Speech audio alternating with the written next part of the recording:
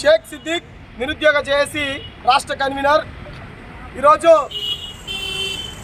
అనంతపురం నుంచి శ్రీకాకుళం వరకు నిరుద్యోగ చైతన్య యాత్రతో 30 మంది నిరుద్యోగ మిత్రులతో ప్రారంభమైనటువంటి యాత్ర నరసరావుపేటకు రావడం జరిగింది. జగన్మోహన్ రెడ్డి చేసినటువంటి మోసాలను, నిరుద్యోగులకు పొడిచినటువంటి వెన్నుపోటుకు నిరసనగా నిరుద్యోగ సమాజం మొత్తం చైతన్యమైంది. ప్రజలను కూడా చైతన్యం చేయడానికి మేము చేస్తున్నటువంటి యాత్ర దిగ్విజయంగా ముందుకు సాగుతుంది. జగన్మోహన్ రెడ్డిని ఈ నరసరావుపేట వేదికగా ఒకటే అడుగుతున్నాం.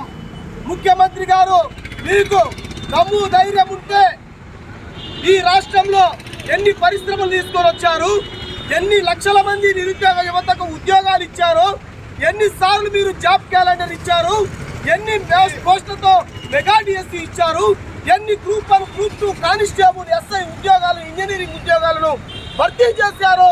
శ్వేతపత్రం ఇవ్వగలరా? శ్వేతపత్రం ఇచ్చే దమ్ము ధైర్యం మీకుందా అని అడుగుతున్నాం.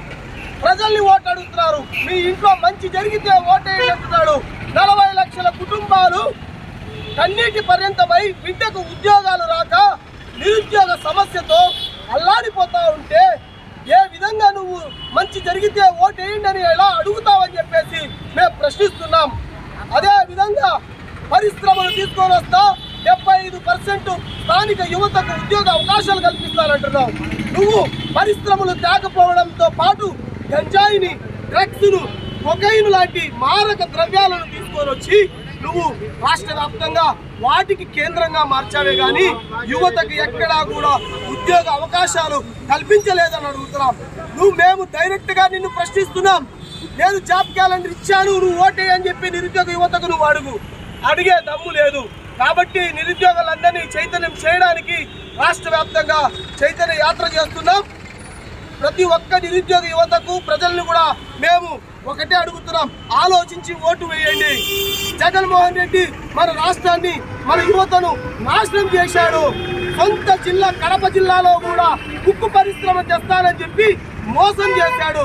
చంద్రబాబు నాయుడు గారు ఇచ్చినటువంటి మేనిఫెస్టోలో బ్రహ్మాండంగా యువతకు ఉపయోగపడే మేనిఫెస్టో ఉంది. జాబ్ క్యాలెండర్ ఇస్తామన్నాడు. మొదటి సంతకం డిఎస్సి మీద పెడతానన్నాడు.